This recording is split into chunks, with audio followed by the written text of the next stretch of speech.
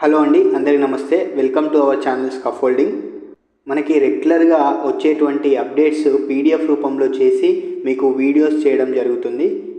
So మన ఛానల్ని subscribe చేసుకున్నట్లయితే మీరు రెగ్యులర్ అప్డేట్స్ మిస్ అవ్వకుండా ఉంటారు. సో ఇక లేట్ చేయకుండా ఈ సెషన్ అయితే స్టార్ట్ చేద్దాం. ఇక్కడ ఫస్ట్ అంశం చూసినట్లయితే శివాజీ విగ్రహాన్ని ఆవిష్కరించిన భారత సైన్యం. ఛత్రపతి శివాజీ గారి విగ్రహాన్ని భారత సైన్యం అనేది ఆవిష్కరించడం జరిగింది. అది ఎక్కడ ఆవిష్కరించారు దాని గురించి వివరాలు చూసినట్లయితే తూర్పు లడఖ్ సెక్టార్లోని వాస్తవాధీన రేఖ, దీన్ని ఎల్ఏసి అనడం జరుగుతుంది. తూర్పు లడఖ్ సెక్టార్లోని వాస్తవాధీన రేఖ దగ్గర పాంగాంగ్ సరస్సు ఒడ్డున సముద్ర మట్టానికి 14,300 అడుగుల ఎత్తులో. ఎక్కడ అండి? తూర్పు లడాఖ్లోని వాస్తవాధీన రేఖకి సమీపంలో పాంగాంగ్ సరస్సు ఒడ్డున సముద్ర మట్టానికి 14,300 అడుగుల ఎత్తులో 30 అడుగుల ఛత్రపతి శివాజీ విగ్రహాన్ని భారత సైన్యం ఆవిష్కరించింది. ఎన్ని అడుగులండి? 30 అడుగులు. ఎవరి విగ్రహము? ఛత్రపతి శివాజీ గారి విగ్రహము. ఎవరు ఆవిష్కరించారు? భారత సైన్యం ఆవిష్కరించింది. ఎక్కడ అంటే తూర్పు లడాఖ్ సెక్టార్లో వాస్తవాధీన రేఖకి సమీపంలో.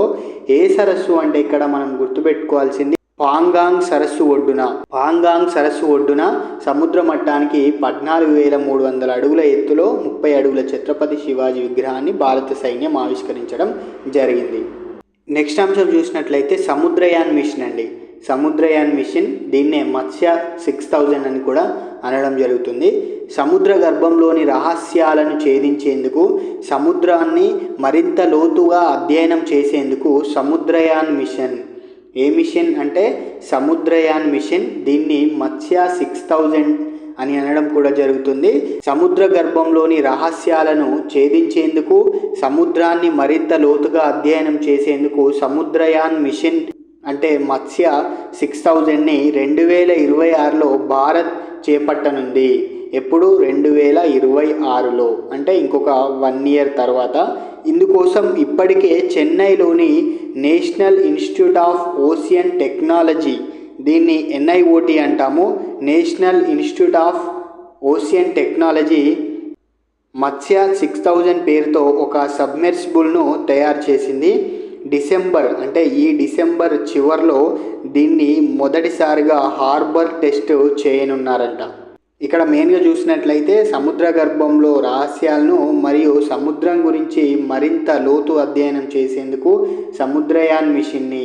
ఏ మిషన్ అండి? సముద్రయాన్ మిషన్ని మనకి భారత్ చేపట్టనుంది.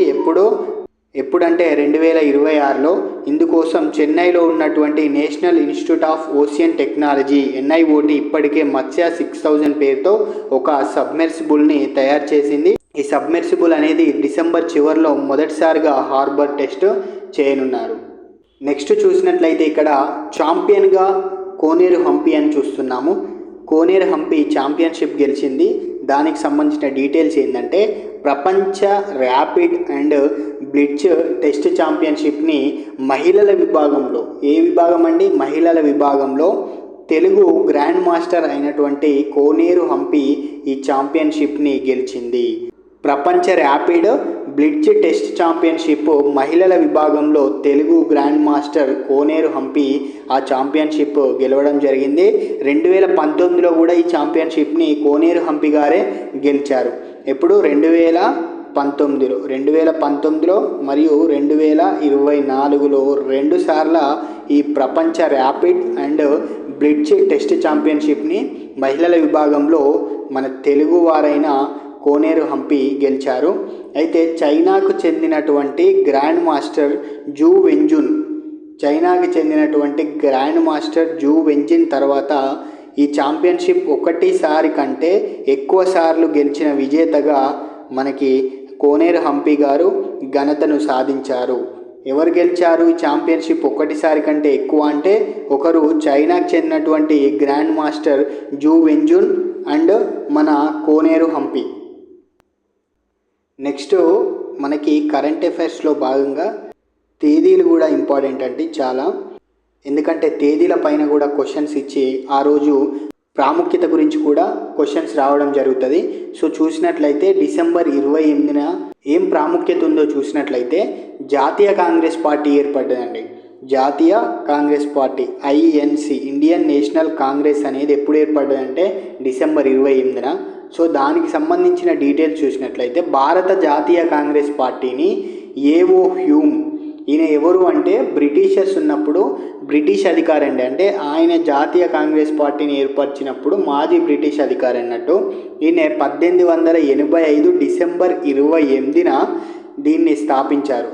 అసలు ఇక్కడ చూసినట్లయితే ఈయన డిసెంబర్ 25వ తేదీనే ఏం స్థాపించాలంటే ఈ ఐఎన్సిని స్థాపించాలి.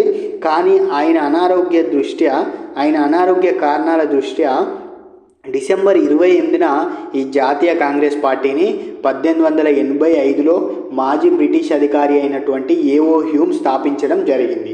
అయితే ఈ ఐఎన్సి స్థాపకులుగా మిగతా కొందరు కూడా ఉండడం జరిగింది. అందులో ముఖ్యులు చూసినట్లయితే డబ్ల్యూసి బెనర్జీ, సురేంద్రనాథ్ బెనర్జీ, వీళ్ళు వ్యవస్థాపకులుగా ఉన్నారు. అయితే చూసినట్లయితే భారత జాతీయ కాంగ్రెస్ మొట్టమొదటి సమావేశం బొంబాయిలో జరిగిందండి. ఎక్కడ జరిగింది?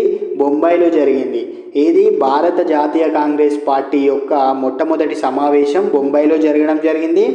దీనికి అధ్యక్షునిగా ఎవరున్నారంటే ఉమేష్ చంద్ర బెనర్జీ. ఈయన్నే డబ్ల్యూసి బెనర్జీ అని చెప్పుకున్నాం కదా, వ్యవస్థాపకుల్లో ఒకరు, ఐఎన్సి వ్యవస్థాపకుల్లో ఒకరైనటువంటి డబ్ల్యూసి బెనర్జీనే భారత జాతీయ కాంగ్రెస్కి మొట్టమొదటి అధ్యక్షుడిగా ఉండడం అయితే జరిగింది.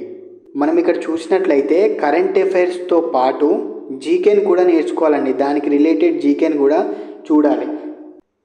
నెక్స్ట్ చూసినట్లయితే తెలంగాణకి ఎఫ్డిఐలు భారీగా వచ్చాయంటండి. ఎఫ్డిఐలు అంటే విదేశీ ప్రత్యక్ష పెట్టుబడులు అని అంటాం మనం. ఎఫ్డిఐ అంటే ఫారెన్ డైరెక్ట్ ఇన్వెస్ట్మెంట్. ఇక్కడ చూస్తున్నారు కదా పిక్చర్లో, ఫారెన్ డైరెక్ట్ ఇన్వెస్ట్మెంట్ అని అంటాము. ఎఫ్డిఐ అంటే ఫారెన్ డైరెక్ట్ ఇన్వెస్ట్మెంట్. చూసినట్లయితే తెలంగాణ రాష్ట్రానికి ఈ ఆర్థిక సంవత్సరం విదేశీ ప్రత్యక్ష పెట్టుబడులు ఎఫ్డిఐలు విదేశీ ప్రత్యక్ష పెట్టుబడులు, ఫారెన్ డైరెక్ట్ ఇన్వెస్ట్మెంట్స్ అనేది భారీగా వచ్చాయి. ఈ మేరకు ఎవరికి తెలిపారంటే కేంద్ర పరిశ్రమలు అంతర్గత వాణిజ్య విభాగము తాజాగా ఒక నివేదికను తెలిపింది. అంటే ఒక నివేదికను విడుదల చేసింది. ఆ నివేదికలో తెలంగాణ రాష్ట్రానికి ఈ ఆర్థిక సంవత్సరం విదేశీ ప్రత్యక్ష పెట్టుబడులు, ఫారెన్ డైరెక్ట్ ఇన్వెస్ట్మెంట్స్ భారీగా వచ్చాయని తెలిపింది.